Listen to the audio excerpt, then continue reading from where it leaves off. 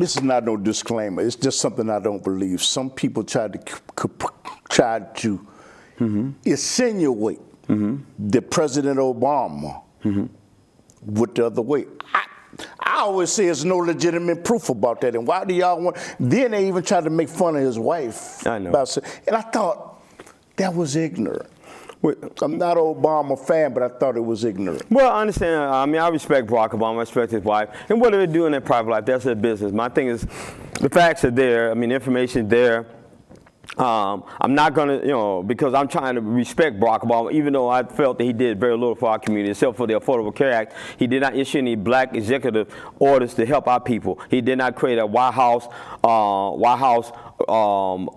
urban policy, White House and urban policy group that Dr. Ron Walters suggested to him. So when it comes to policy and this and stuff, I have very little respect for Barack Obama. I respect Michelle Obama, but she's also part of that clique. If you read her book, Beloved, or Beloved, some say Beloved by her, and then as well as The Promised Land by Barack Obama. Here you have in Michelle Obama's book, where she says some uncomplimentary things about Reverend Jeremiah Wright. Okay, and it's in the book. Okay, I have it. I copied it. Okay, I have that at home. Got to bring you back. You know what? You just remind me, because at some point I want to do a show on what you're talking about, President Obama. That's fine. And what happened in Gaddafi. Yes. But that's not the show, but I want to. That'll be fine. We can talk about that. But sure. You know what? It's something, maybe you give me and me in the audience some clarification. Why is it, if I have a child, you can teach them about the LGBT movement, but you need a permission slip to send my child to the zoo or to the planetarium, but you don't need a permission slip to teach my child about the LGBT movement? Can you explain that? I can elaborate. I was talking with LaShawn Ford, State Senator LaShawn Ford, about that, but go ahead. There's no problem. I'm not trying to cut you off. I'm listening to what you're saying. I respect Representative LaShawn K. Ford. He's at least one of the few black legislators that will speak out and will do some things. So I do respect Representative LaShawn K. Ford. And he has to play it cool, because you got certain state legislators. Like there was a woman who introduced some legislation that will allow the teaching of the LGBTQ curriculum. There's an LGBT curriculum that they put together and stuff, because her child was a transgender whatever person, and they decided, I think he died or something not too long ago, and so they decided, like I said, they're doing it on different levels. People need to be paying attention to what they're doing. I don't want my grandchildren, who are 3 years old, learning about the LGBTQ. Why? Then also you got, you passing out condoms to these 14, 15-year-olds. So my thing is that, I'm opposed to that. I believe we need to put together our own rites of passage program to teach our children about their responsibilities, teach them about sexual hygiene and mental hygiene, teach them about, you don't do certain things. You teach them about social etiquette and about respect for the other sex. Tell me, if you have, boys need to learn how to respect girls and vice versa, and there should be no inappropriate touching and all that stuff, and that we should also control what our children see, read, and hear. And then my thing is, we did that. But now you got, because of the social media and all this other stuff, their cell phones become their Bible. Yeah. Okay, you can't even have a decent conversation with particularly they're teenagers or over 21, 22, because they're constantly looking at their cell phone. So I'm not going to keep, I'm just going to stop right there. When we talk about the LGBT movement, and I still say they are powerful. Okay.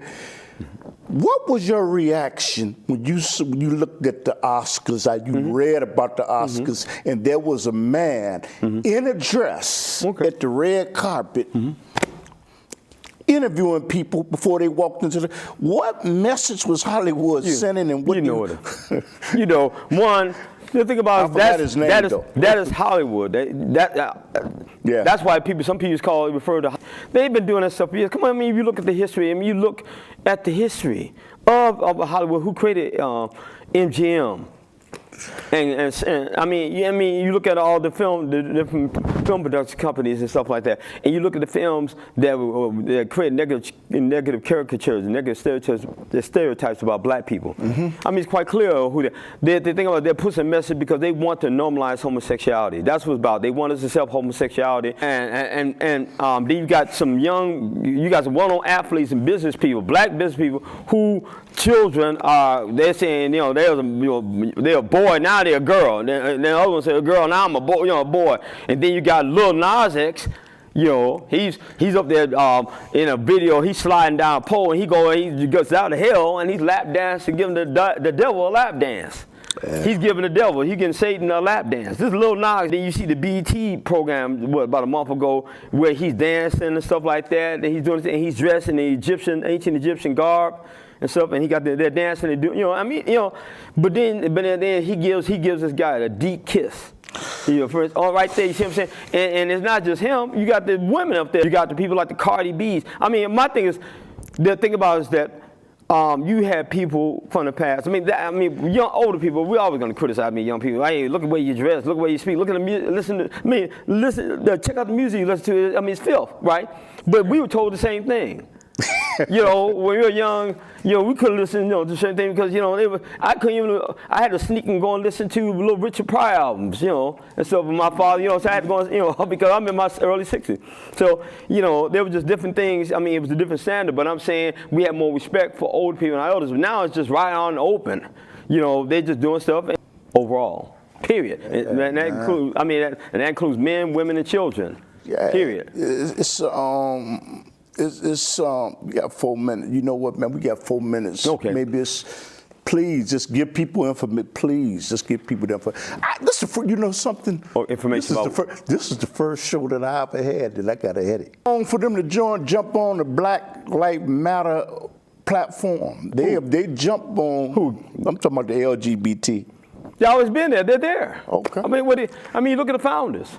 Come on. Okay. Look at the founders. Look at Me Too. Look at these pop-up groups. Hold on for a second. I'm gonna let you get some information about some books that they can read about that. About what? I just mentioned homosexual history, and you can just read the Windy City newspaper stuff and find out about it. But also, you can read the works of Audre Lorde.